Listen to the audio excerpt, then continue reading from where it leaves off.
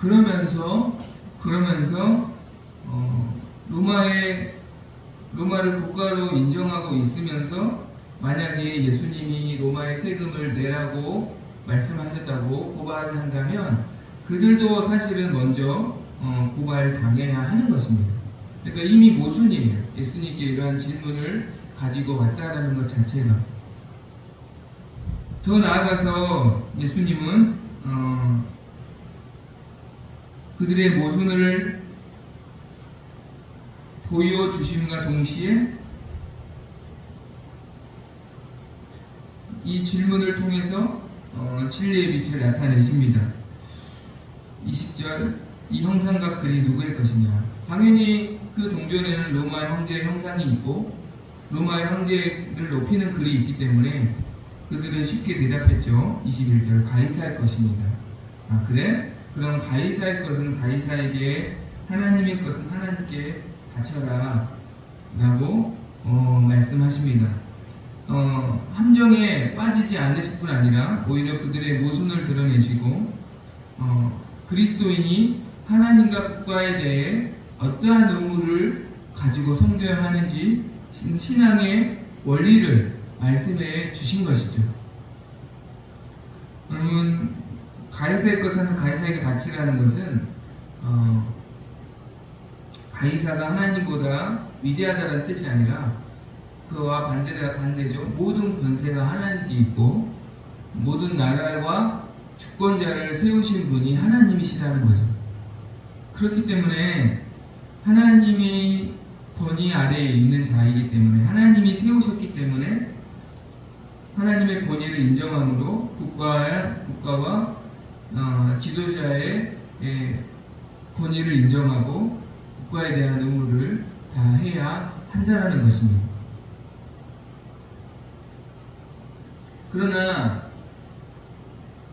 동시에 우리는 이 동전으로 어떠한 동전에도 담을 수 없는 하나님의 형상으로 지음받은 하나님의 자녀이기 때문에, 하나님의 은혜를 입은 하나님의 백성이기 때문에 마땅히 하나님께 드려야 할 충성과 헌신을 드리는 존재로 이 땅에서 살아가야 한다라는 것을 주님은 동시에 말씀하시는 것입니다.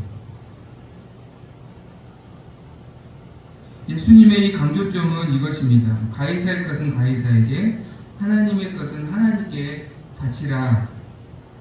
이 말씀의 강조점은 이들은 가이사의 것을 가이사에게 이미 바치고 있어요. 세금을 낼 동전을 가지고 있잖아요.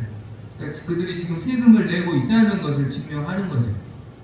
가이사의 것, 이미 로마라는 나라를 국가로 인정하고 있어요. 로마의 통치를 인정하여서 그들은 가이사의 것은 가이사에게 지금 잘 바치고 있습니다. 근데 문제는 무엇입니까? 하나님의 것은 하나님께 바치지 않는 것이죠.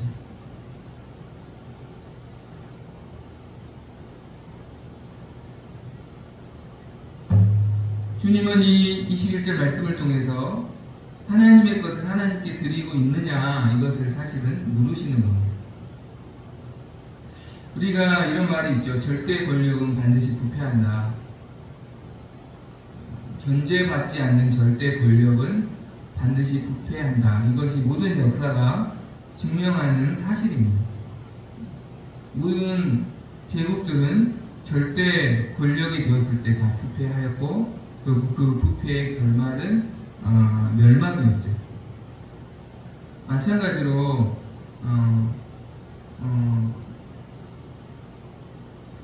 백성들에게 권력을 돌려주지 않는 절대 권력은 부패하듯이 마땅히 하나님의 것인데 하나님께 돌려지지 않는 영광과 권력, 그리고 그것들이 하나님의 백성을 부패하게 한다라는 것을 말씀하는 것이에요. 왜 종교 지도자들이 이렇게 타락하게 되었는가? 예수님을 대적하는 자들이 되었는가? 누구보다 율법을 많이 알고 위대한 영적인 유산을 가진 자들인데 왜 그들이 이렇게 부패하여서 예수님을 끝까지 대적하는 자가 되었는가? 이것은 무엇입니까? 그들이 하나님께 마땅히 올려드려야 할 영광, 하나님이 주신 것들을 하나님께 다시 올려드리지 않았기 때문입니다. 그것들을 자신이 취했고 그것들이 자신들의 우상이 되었기 때문입니다. 그들이 가지고 있는 직분 누가 주신 것이니? 하나님이 주신 것이죠. 그들이 가지고 있는 율법의 지식 누가 주신 것입니까? 하나님이 주신 것이죠. 그들이 백성들로부터 받고 있는 존경, 이것은 사실 누가 주신 것입니까? 하나님이 주신 것이죠. 그러나 하나님이 주신 것들을 그들이 하나님께 돌려드리지 않고 오히려 자신들을 그것을 더 갖기 위해서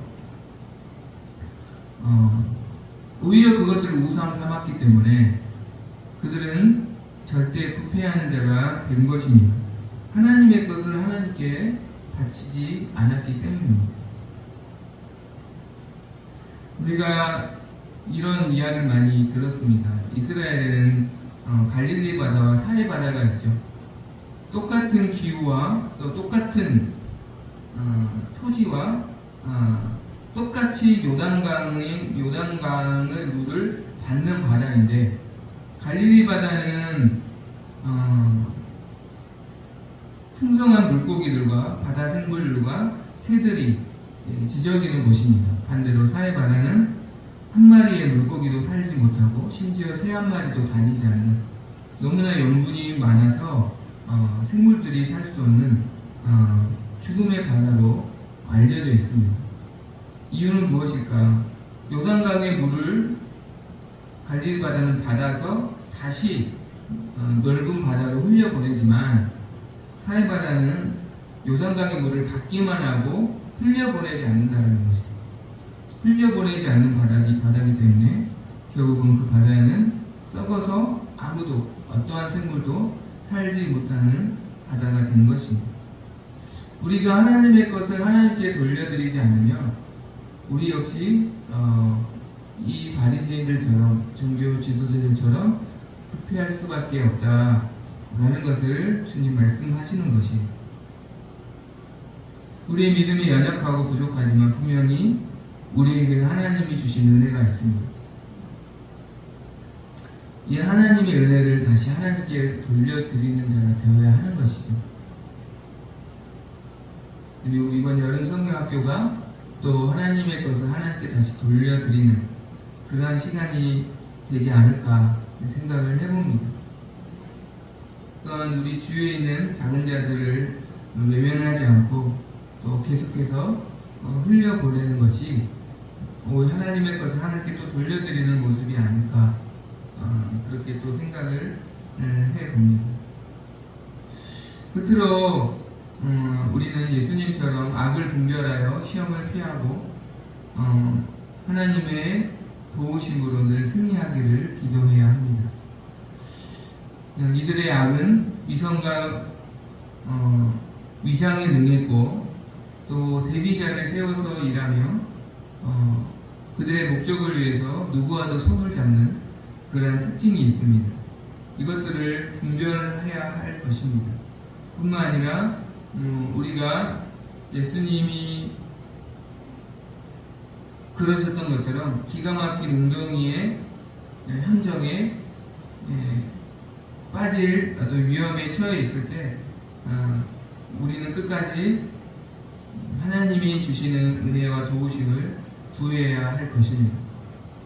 끝까지 믿음으로 선택해야 하며 하나님의 도우심과 은혜를 구하는 자가 되어야 할 것입니다.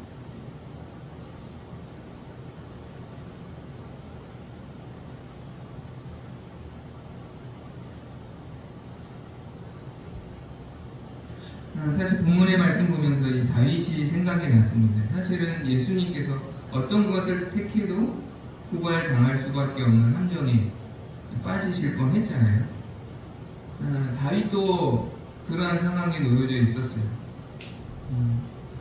골리앗을 죽이고 민족의 영웅이 되었지만 그것으로 인해서 사울의 시기를 받게 됩니다. 그래서 사울이 다윗을 죽이려고 했죠. 다윗의 입장에서는 사울과 맞설 수도 없고, 그렇다고 죽임을 당할 수도 없어요. 이러지도 못하고 저러지도 못해요. 그때 다윗이 택했던 것은 도망 다니는 것입니다. 사울을 피해서 도망 다니면서 하나님을 기다린 것이죠. 시편 40편 1절 2절 이런 말씀이 있습니다. 내가 여호와를 기다렸더니 귀를 기울이사 나의 부르짖음을 들으셨도다. 나를 기가 막힌 웅덩이와 수렁에서 끌어올리시고 내 발을 반석 위에 두사 내 걸음을 견고하게 하셨도다. 그러니까 믿음으로 계속 사울을 죽일 기회가 있었지만 믿음으로 죽이지 않기로 선택한 것이죠. 그러면서 계속 도망 다니는 거예요. 하나님 믿음으로 선택하고 믿음으로 계속 버티면서 하나님의 도우심을 구하는 것입니다. 결국 하나님께서 사울의 손에서 다윗을 건지시고 다윗을 높여 주셨던 것을 우리는 보게 됩니다.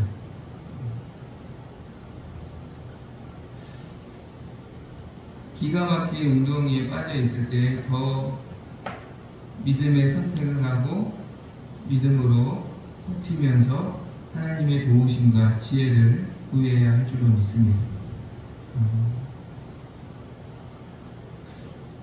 두 가지 중에 하나도 사울의 손에 순순히 죽는 것도 하나님 주신 생명을 소중히 여기지 않는 것이기에 믿음이 아니죠. 그렇다고 사울을 대적하는 것도 하나님이 세우신 기름 부은 받은 자를 자기 손으로 하는 것이기 때문에 그거 역시 믿음이 아닙니다. 결국 무엇입니까? 그냥 도망 다니는 거죠. 믿음의 인내를 하는 것이죠. 그러면서 하나님의 도우심을 기다리고 구하였을 때 하나님께서 그를 건져주시는 것을 보게 됩니다. 두 가지의 선택지가 있다고 해서 그렇다고 하더라도 그것이 믿음이 아니라면 그것을 택하지 않고 믿음을 택해야 할 줄 믿습니다. 믿음을 택하고 인내를 하고 하나님의 도우심을 구하여서 예수님처럼 기가 막힌 웅덩이에서 건지시고 또 구원하시는 하나님의 은혜를 경험하길 간절히 소망합니다. 찬양하겠습니다.